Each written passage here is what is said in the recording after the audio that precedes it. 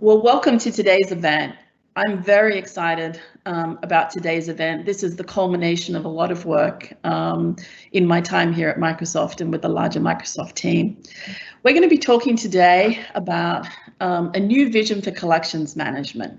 We know that collections management is the core of museums and libraries around the world. And I'm very interested in how we bring fundamental platforms to the industry in a way that makes the technology accessible, affordable, and is state of the art, which is something that the whole sector deserves. We have at Microsoft fundamentally interested in building industry-specific solutions built on Microsoft technology and platforms, but bringing with us the museum and library community through the process to get the things that the industry needs. So today I'm going to be introducing Terentia. My name is Catherine Devine. I am the global strategy leader for libraries and museums at Microsoft. Many of you know me by now, but if you don't, I have been at Microsoft now almost 2 years in this role, but prior to that had a museum background at the American Museum of Natural History in New York, following on a long technology career. But mostly today, the star of the show is Terentia. This is a partner that we have been working very closely with over the last 12 months. I'm delighted to introduce Adrian Cooper. Adrian is the Chief Product Officer at Terentia. Terentia is steeped in the media industry, and this is something that I'm really interested in doing, is how can we bring solutions from other industries and make them right for the museums and library industry. How can we do that? How can we not so much reuse technology, but how can we bring that expertise to bring sort of state-of-the-art thinking? And so with that, I am going to pass over to Adrian, who is the star of today's show, and then we will to talk about Terentia, their thinking, how they're bringing the industry along. Really excited about this, and we'll be back for Q&A at the end. Thank you. Well, thanks, Catherine. I'm just checking, are you seeing my screens? Yep, you're good. Okay, great. So it's great to be here and have the opportunity to talk about a new vision for collections management. So I'm going to put forward the case for change, look at what GLAMs need from a reimagined collections management system, and then talk about Terentia's collaborative development approach. I've been working with collections management systems and museum technology for 25 years, with lots of experience from a range of perspectives. As a client, whilst head of IT at the V&A, and as a supplier when I was a director of gallery systems. And as a consultant, I've worked with a wide range of large-scale collections, information and digital projects. Clearly, there's been considerable change over that time, but I want us to consider if current systems continue to enable GLAMs to overcome challenges and respond to opportunities, or is it time for a change? Given the significant changes in technology and the opportunities for digital engagement, collaboration and income generation, it seems clear that there's an ever-widening gap between what I would call the collection space and the digital space. Recent consolidation in the CS market has led to stagnation and uncertainty over product roadmaps. So GLAMs have been left wondering how long to stay with software that they initially implemented, in some cases up to 20 years ago, and if they switch, will it be any better? It's clear there's been no real innovation or dramatic evolution of the core CMS feature set. GLAMs using legacy CMS are struggling to connect their collections data and assets with digital platforms and services, and the recent pivot to digital accelerates the need for transformation. GLAMs need a CMS to enable new ways of working, improve efficiency, drive engagement, and increase revenue. So, is it time for change? Well, I think those of you out there who work with CMS every day already know the answer. You're having to make do with using legacy technologies, dealing with complex user interfaces that are data entry focused, and having difficulty integrating with other key systems. Your systems lack flexibility, so change is hard. Your monolithic systems with their single user interface and integrated modules enforce what we call siloed working. The focus is on putting data into the system rather than thinking about supporting entire processes. I want to try and visualize some of the key challenges, so let's start with internal operations. Of course, the primary purpose of CMS is to support collections management related procedures. But in addition to that, many GLAMs also have separate monolithic systems for library and archives. Some may have a digital asset management system, and they may even have consolidated their digital assets, but many won't. So we end up with lots of silos and lots of what we call shadow IT. Shadow IT are those ad hoc or non-supported systems such as spreadsheets or other tools which are used to bridge the process gaps that management systems that don't offer. And overall, this results in bespoke system-to-system integrations, manual or semi-manual workflows, and lots of rekeying between the systems. For a long time now, digital engagement activities have placed additional demands on collections-related data and assets. And in many cases, digital platforms have developed largely independently of the collection space. GLAMs presenting collections online, developing thematic routes into their collection, or creating compelling narratives have done this using independent systems to manage content, digital assets, and relationships that are not supported in a traditional CMS. In many cases, you'll have been forced to build bespoke pipelines to copy data and deliver assets to those independent digital platforms. You depend on these pipelines to publish new content and updates, but they aren't always something you can rely on.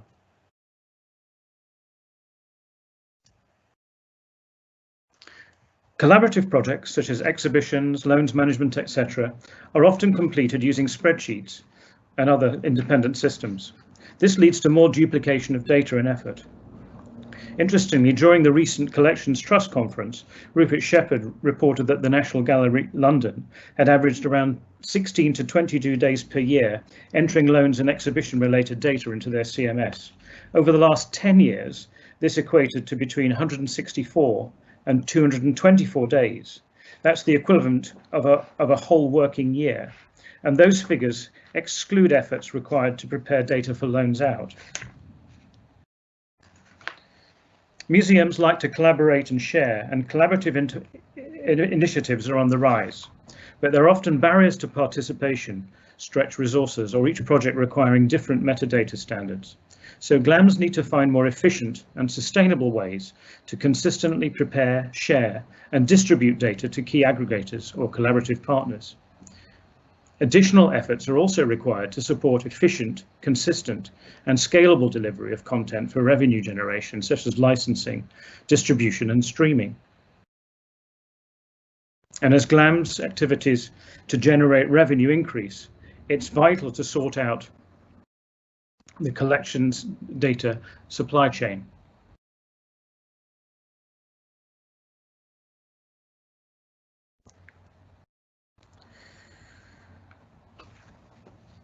As we start to flesh out what we need from a next generation CMS, hopefully it will become clear that the overall approach is about developing a fully integrated set of services rather than a traditional stack. But first, some high-level goals. Next generation CMS must enable collaborative working and a joined-up approach to managing data. We need a system architecture that allows us to reduce data duplication. We need tools that enable teams to create workflows and manage processes for ingesting, manipulating, reviewing, and delivering metadata and assets for a purpose. And we need systems that are well designed and easy to use, reducing the need for training and increasing the likelihood of adoption. Users need to be able to search and access collections-related information from a single source within their institution, rather than having to cross-reference data from multiple systems. And we need to ensure that data updates and revisions are properly tracked, controlled, and accountable. To put this in context, we need to consider why, what, and how. That means facilitating digital transformation, expanding the scope, and modernizing the technical architecture. You need your CMS to be a key enabler, the means to drive forward new ways of working and making contribution to the overall push for digital transformation. This means supporting processes and project-based activities as well as breaking down the existing silos. It means having a set of services that are flexible, easily extendable, so you can respond to change and opportunity. It's about extending beyond core records management, providing better support for digitization, embracing third-party content, enabling data exchange, supporting new content types and relationships for digital storytelling, and thinking about automating metadata enrichment through adopting AI and machine learning tools. Our vision for CMS is based on supporting 4 pillars of museum activity. It's what we refer to as manage, discover, engage, and trade. In addition to supporting core records management activities, a next generation CMS must be able to facilitate advanced discovery, enable engagement, as well as supporting collaboration and income generation activities. Let's look at this in more detail, starting with manage. Collect and administrate is the core area of CMS, but systems need to shift towards process, task orientation for records management. And we need to think about better tools to map and automate the import and harvesting of data and assets if we're going to improve collaboration in the sector. There are considerable opportunities to rethink how loans and exhibition management work in a connected world. How might we use collaborative technologies to share and exchange data between GLAMs instead of having to export and rekey? And how might we use mobile technologies to support dynamic location tracking and movement control? Traditional CMS sometimes include lightweight DAMs or have basic levels of integration with a separate DAMs. But a new CMS must fully integrate DAMS functionality and associated processes. It's hard to separate object and digital asset related activities. We also need to consider the need to manage born digital material and time-based media. And we must make it easy for GLAMs to reduce the pain of sharing images by integrating IIIF, the International Image Interoperability Framework. There's also a case for tighter integration with conservation management to improve data capture, ease reporting, and adopt real-time monitoring and analytics, etc. And digital preservation needs to be active and integrated rather than a bolt-on. Let's look at discovery.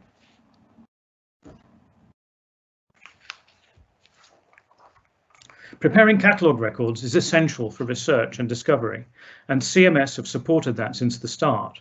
But modern cataloguing tools need to embrace web-based authorities for semantic enrichment and generating linked open data, etc. And of course, we should also consider how to support collaborative cataloguing and crowdsource initiatives. Improving records for search is time-consuming, so maturing machine learning and AI tools that support tagging and semantic enrichment can assist to speed up this process. However, it does mean that we need new tools to review and quality control the results. Fast Google-like searching is what users now expect. Many GLAMS websites use tools such as Elasticsearch to create powerful indexes for this fast searching. But wouldn't it be great to have that kind of experience in your CMS too? Let's look at engagement. Making it easy to connect and integrate collections data with common digital platforms is a key need for a next generation CMS. As well as improving existing bespoke pipelines, we also need a CMS to manage additional data types to support collections online and digital storytelling. Social media is also important, as well as seeking to improve the process of selecting and preparing collections-related assets for posting. Can we automate publishing through integration with popular social media platforms like Hootsuite and Sprinkler? Can we improve the development of learning resources and automate content distribution to third-party learning portals? Can we easily configure and publish collaborative portals to share content with groups, such as other museums and project partners? And finally, trade. We've talked about the problems associated with approving and preparing content for print on demand and e-commerce, but can we support collections-related donations too? GLAMs need to generate more revenue, but it's labour intensive to manage content and assets for distribution to image licensing partners. GLAMs need tools to streamline tasks and approvals to improve efficiency and increase the flow. A relatively new area of commercial activity is video on demand, to support things like courses, streaming lectures, video tours, etc. We can now see that we really need to put CMS at the heart of museum operations if we want to be more agile, efficient, and have the capacity to scale income generation. In terms of how, we need to take advantage of modern cloud technology. Next generation CMS should be cloud native, not just cloud-based. Modular, it should support agile integration with other key systems, allow for the development of multiple user interfaces, and it needs to feel more like using a website. This simplified diagram shows key layers: multiple interfaces, which operate on multiple devices and platforms, an API gateway to control access to the services, a set of services, and then finally the database and storage layers. If we look back at the 5 key challenge areas we talked about earlier, we can now see these as different user interfaces or mini applications to support specific functions and processes. We need this API gateway to control access across the board. And then we need tools to create or configure workflows and build dashboards and reporting tools across the piece. And then, of course, a range of collections management related services. These can be combined in different ways to support the needs of specific user interfaces or part of a larger process.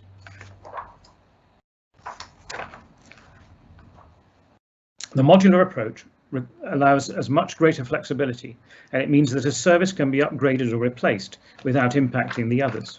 And those services need access to a common data and digital storage layer. I'm now going to talk about Terentia's collaborative development approach, our strategy for leveraging legacy systems, and a set of proof of concept projects to kick things off. As Steve Jobs famously said, people don't know what they want until you show it to them. And we think there's a lot of truth in that. We think that's particularly important when we're focused on creating tools to encourage and support new ways of working. So rather than adopting a traditional client-supplier model, we feel a collective focus on problems with a group of GLAMs will create more robust use cases from which we can explore, test, and iterate options for development. An additional benefit of a collaborative approach is that through having a shared understanding of the problems, that creates a stronger willingness to think more collectively about the solutions. And in turn, this makes it easier to design and build software that can meet the needs of many. Our development strategy builds on where we are. We recognize that GLAMs have already made considerable investment in systems. And even if new tools and services were available, migrating from these isn't going to be easy. So our approach considers how we might help GLAMs to get the most out of their existing investments in systems, whilst also benefiting from new cloud-based systems and services. Our initial focus is centered on leveraging legacy systems and finding smart ways to integrate and harvest collections-related data in order to address some of the challenging tasks we looked at earlier. We've started to work with a small group of GLAMs, and we're looking for more. Developing detailed use cases to harvest and synchronize data held in legacy collections systems, and then building prototype interfaces based on a range of core use cases. We've identified 4 priority areas for these projects. Delivering collections-based data and assets to platforms for digital engagement, creating dashboards and reporting tools to support project-based decision-making, creating what we call low-code interfaces to support rapid data entry using mobile and tablet interfaces, and building sustainable pipelines to automate content transformation and delivery for collaboration. 3 of the projects focused on harvesting data, and so we're building tools to connect to, extract, transform, and store collections data in the cloud as the basis for these new initiatives. And the 4th project investigates the development of new mobile-based interfaces to support project working. We'll be thinking about the rapid development of responsive interfaces to complete specific tasks, such as dynamic location control or hazard checking. And these responsive interfaces will need to support data updates as well as presenting existing collection data. So we'll be thinking about how we synchronize the new cloud-based data with the legacy systems. This creates a mechanism to support business as usual, as well as the means to respond quickly to project-based initiatives. So if you want to find out more about it, then here are some links. So that's our vision for getting started with collections management. Thank you.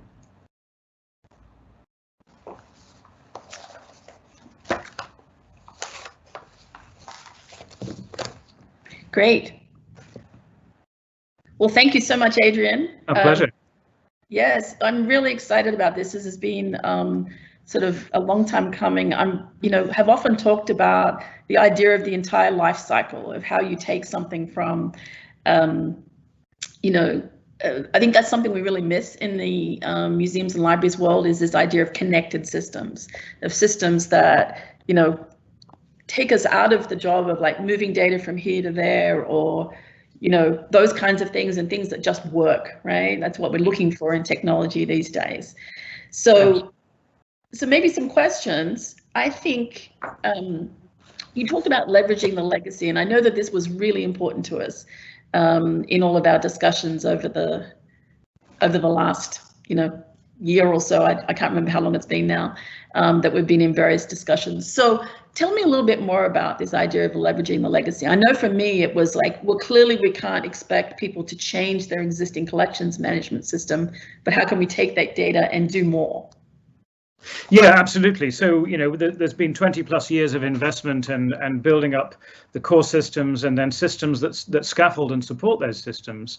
And even if new tools exist tomorrow, from my conversations with lots of organizations, a big part of the challenge is, how do we actually move forward? How do we start to introduce a new system? And I've talked to some organizations where they say it might be a 2 to 3 year project just to simply get a new system in and then rethink all the processes and tools to do that. So our starting point is very pragmatic and really tries to help organizations to take that next step and starting to use some of these cloud-based services by providing those smart tools to integrate and connect. So in fact, they could carry on using collections management for records management and doing some of those core activities. Yet at the same time, we can take a feed of that data, push it into the cloud, and then start to either develop new interfaces to look at that data, support projects, or indeed push it out to the places that it needs to go. So it's really building on what you have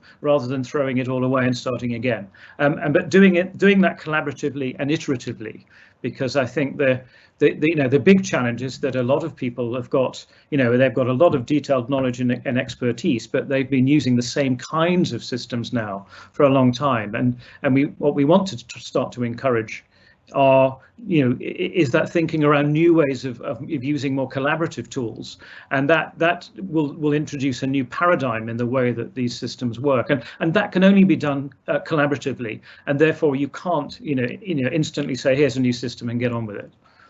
Yeah, I mean, we've seen that. We see that in every industry, in every organization, but particularly in museums and libraries as well. And so I think that's really smart.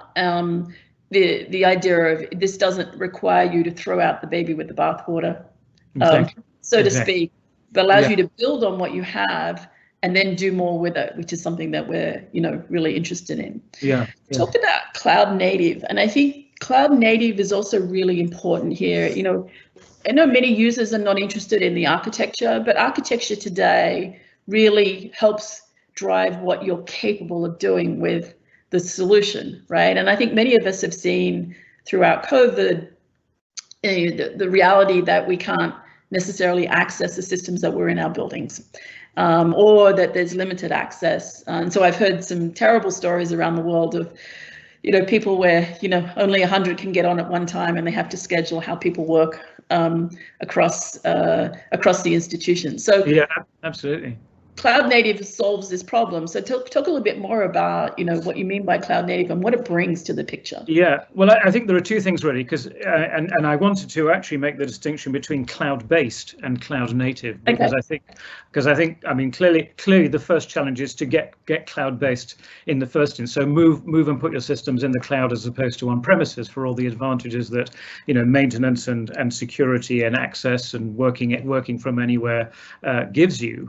But cloud-native goes beyond just simply taking a machine and putting it on into a virtual machine to present on the cloud. This is actually using a whole stream of new technologies that have built directly to support this interconnected world, where you can dynamically expand or decrease the actual size of the machines, or the number of services that you're operating, or the locations of those, and that agility and flexibility then of connecting to services to actually do things is so much more flexible. So if you've got some data and you want to run it through cognitive services and get some tags out of it, that's something that is possible to do. You can turn on that tap and then turn it off again. It's rather than having to actually pay for a physical infrastructure and build it and set it up and then it's yours forever. You can pick and choose, and this gives great opportunities for in terms of preparing and enhancing and then sharing and collaborating on this data as we start to make it more connected. Yeah, that scaling idea is really important, I think, in cloud, and is really what technology brings us today. It's I liken it to the analogy of if you have a large family, then you need a house that has multiple bedrooms for when everybody visits for the holidays, right? Yeah. Right, but I mean, most of the time those things aren't being used, right? But it costs you, right? And so that ability to scale up and down, it's like being able to just add a bedroom when you need it, So I think that's really important. Yeah. So can we talk a little bit about how you want to collaborate with and work with the museum and library sector?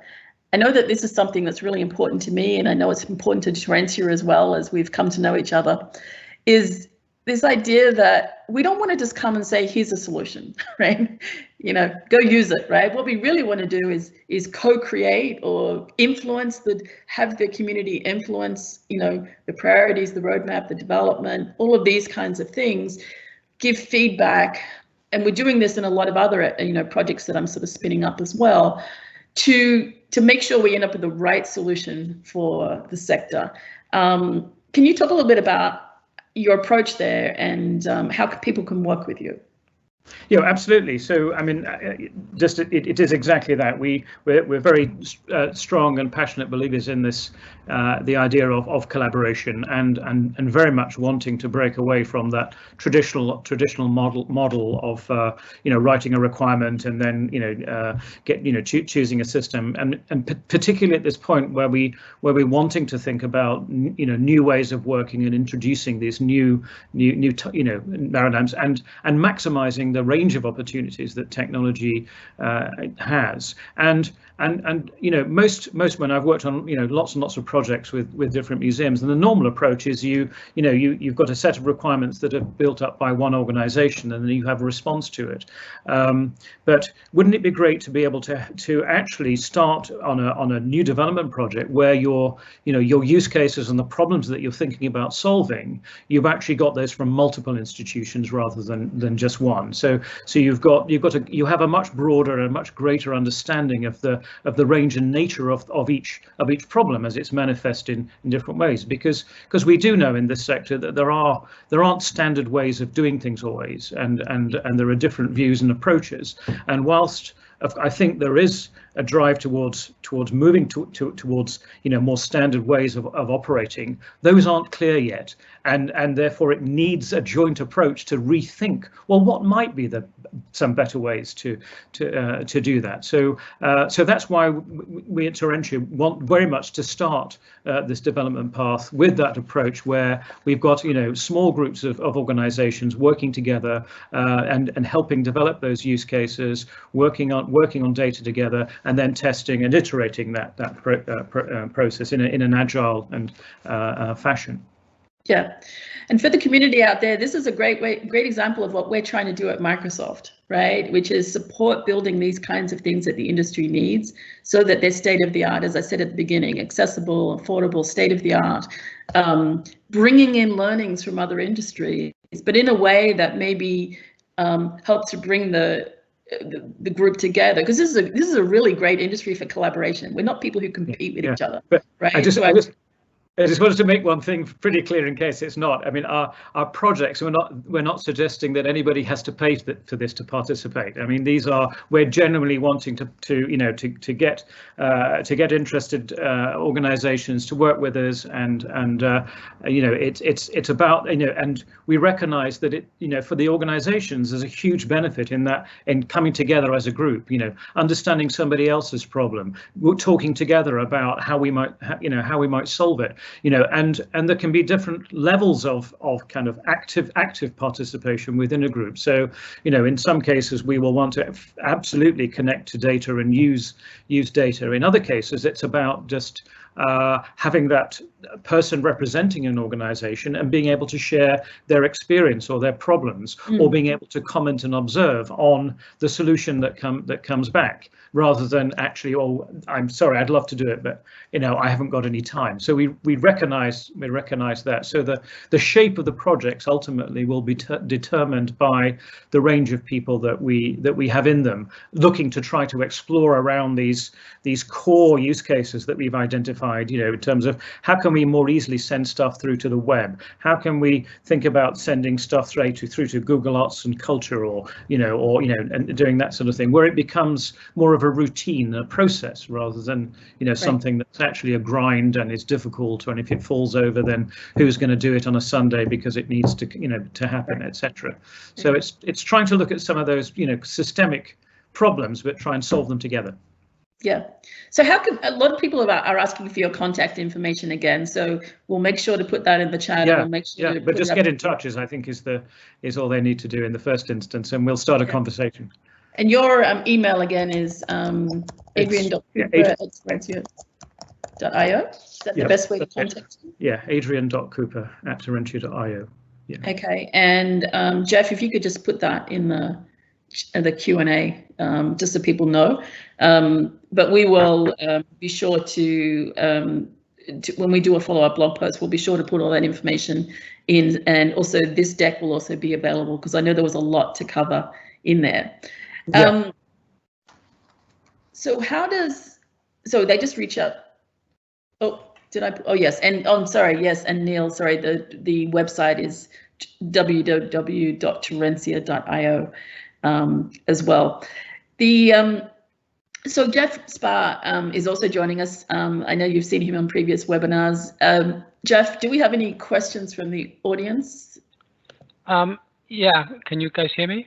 Yeah. Yes, yeah. So one question that was asked was, Adrian, could you speak a little more about any functions that you plan to integrate with in Azure? Like, is there anything in particular that you think your application will use in the cloud?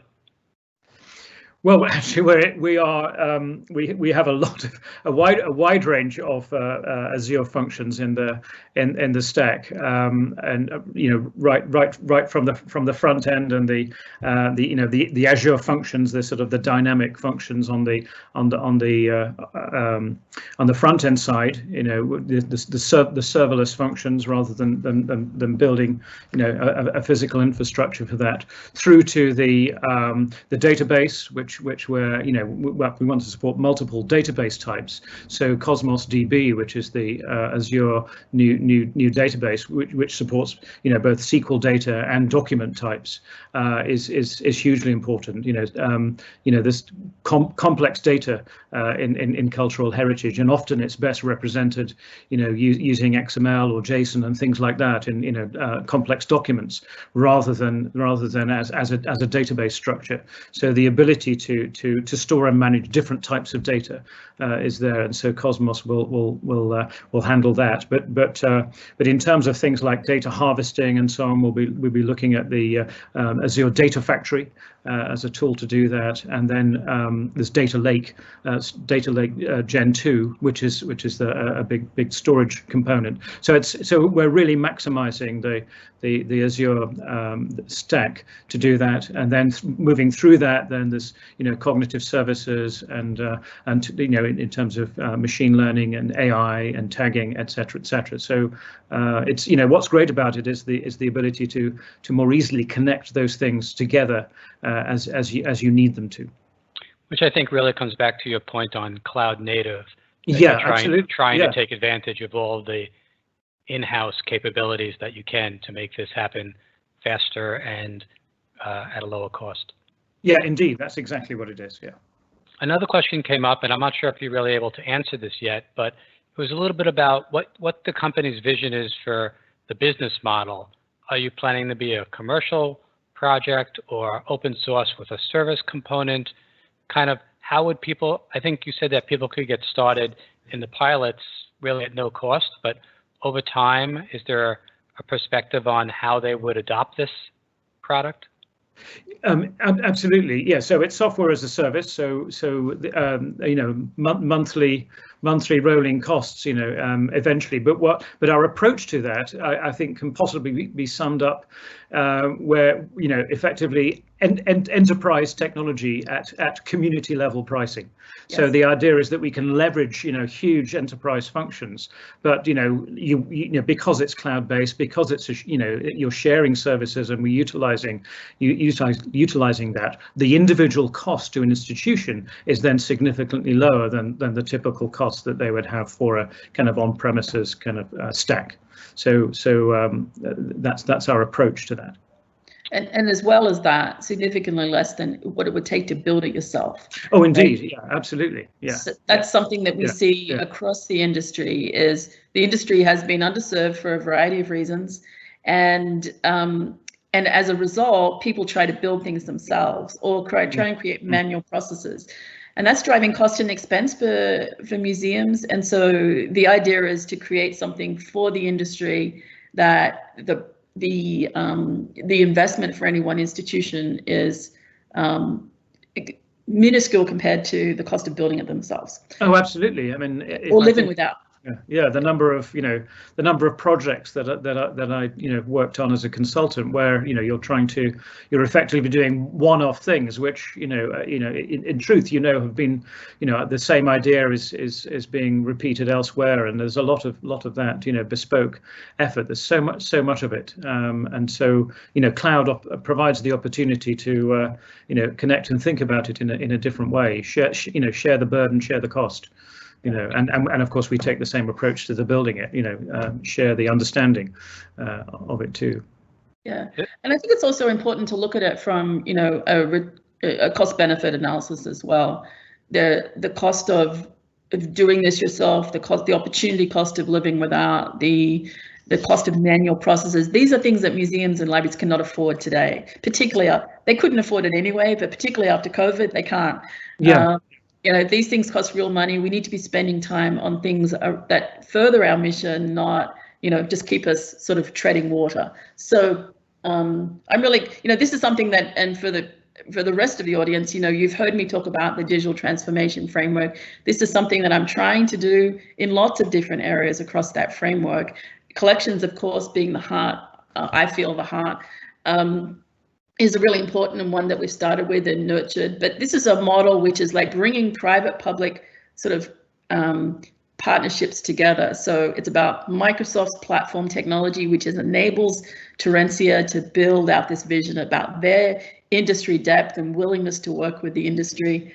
And it's about actually bringing things to the industry that they would not normally have accessible to them, and bringing them along with us. This is the model that we are desperately trying to work at Microsoft. So this is a great, case study and example of how we've done this. And we've been getting to know each other and working with each other now for 12 months or so to get here. The other piece of this is, of course, we brought in expertise from other industries. So Terentia is rooted in the media industry originally with another organization, and have spun off and really invested in understanding the museum space, in hiring people like Adrian, who has a long history in the glam sector, and really getting to know and understand and work with that. We've got some other questions around AI, and I did want to just sort of jump in there, because I know that in our conversations, you've included a lot of Azure's cognitive services in there. So for people who don't know, cognitive services is things that do like text to speech, speech to text, tagging, computer vision, all sorts of things like that. And it's sort of like your vision is to build this natively in. So can you talk a little bit more about that and what that brings? Yeah, absolutely. I mean, I guess there are layers of problems, and it also speaks back to the leveraging the legacy too, because it could be that, you know, within there are restrictions within the legacy systems that might have meant, you know, either character lengths or the way that controlled files work, that, you know, the ability to actually, you know, properly,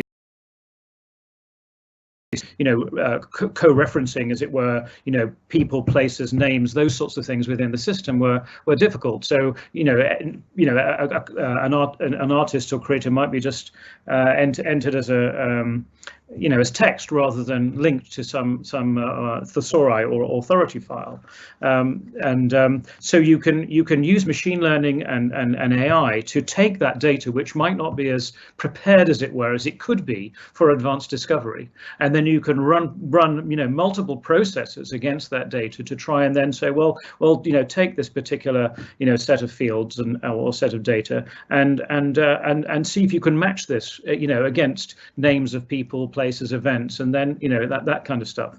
And then there's obviously the whole set of processes that you can do on looking at the you know, the digital assets as well, whether that's images or audio files or videos, and processing those, whether that's, you know, frame by frame, and, you know, who's in them, and you know, text to speech, and really building up these layers of you know, of rich metadata about the assets that you have. I mean, there's lots of documents, you know, that can be scanned, and then to take those scanned documents and then start to, you know, to really search that data. Look at you know, these what called, you know, named entity recognitions, you know, where you can actually find the names of people again in scanned documents, and search worldwide against other data sets to make connections to that data, which allows you to build up your strong you know, index around that information. And all of these things are you know, it's not just one, you know, the beauty of the cloud and doing that isn't just one tool. I mean,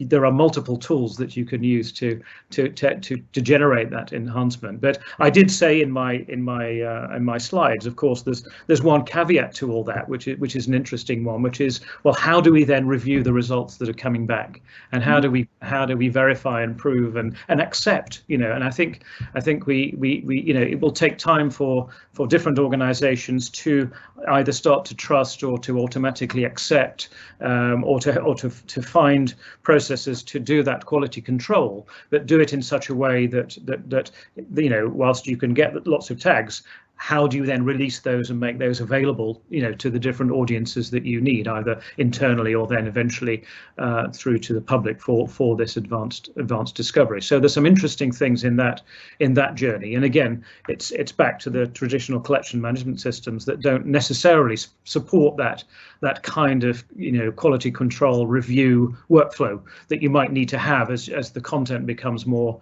active, you know, in the way that it's prepared, you know.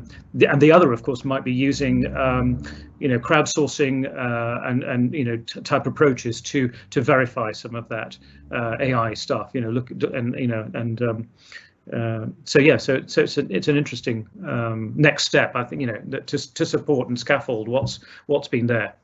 Yep. Cool. Two more questions have come along. One is a request for Adrian to tell us a little more about connectivity to existing legacy solutions, what your vision is for connecting your solution with the legacy on the journey to really have people move more to your solution. And the second is, what type of involvement are you interested in getting from the people on the call in terms of learning from them, in terms of business requirements, or participating in pilots? Yeah, in terms of connecting, obviously we're looking to leverage, some of the Microsoft technologies I mentioned, the Azure Data Factory, as being an enterprise level tool that allows this system to system connection and synchronization with what's called that have tools that don't necessarily require programming knowledge and expertise to be able to map and transform data from their sort of current structures into a cloud-based repository. So the first part of it is what we would call connect and collect. And so that's the first challenge to solve, and obviously that would require access to systems and other data sets to do that. But so the first is to harvest and connect, and then the next big challenge in that process is actually sending data back to a legacy system. So it might be that we develop a rapid mobile interface that can support location updates, and what you need is that location data to go back into the primary system. So a mechanism that allows the synchronization and controlled automated flow of that data back into the source is the second part of that. In terms of what we're the second part of your question, or the second question, what we're looking for, we're looking for organisations that are wanting to be open and collaborative. We're wanting to organisations who have been thinking about those four key use cases that I identified about delivering to web, delivery for collaboration, and aggregation, or looking at doing business intelligence, dashboards and that kind of thing. And the fourth would be these applications. So organizations that could be interested in different ways, essentially trying to solve these problems. First of all, to help us understanding some of the problems, the business problems, and develop the user stories and the use cases around that. That's the first level of involvement. And then as we move more into the design and iterative build, then organizations to help us review those, review the designs, review the builds, comment on where we've got to. But in some cases, it doesn't mean the same level of involvement necessarily for everybody. We're happy to accept that people part of a group where their involvement can be based around their knowledge and experience, rather than necessarily committing their organization to be actively involved in providing data. So I think in the first instance, we're very much interested in talking to people who like the sound of it, and then we will work on the details of the particular projects once the groups are more fleshed out.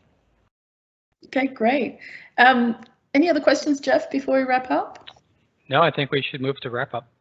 Okay, so if you're not already, I encourage you to join the Microsoft Museums and Libraries LinkedIn community. We have about 900 members in there now, but that's where we post, Microsoft posts all their information.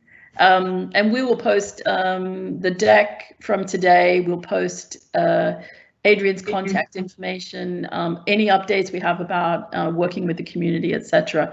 So, but also if you can't find that or whatnot, just follow me on LinkedIn and I'll direct you there.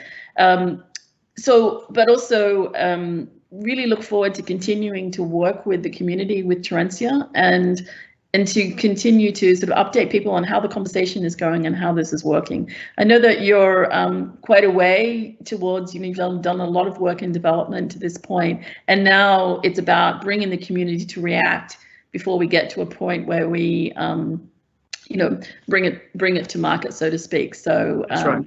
I think that's a really important piece about bringing everyone with us rather than just saying, oh, here it is. Exactly. Any closing comments? Adrian?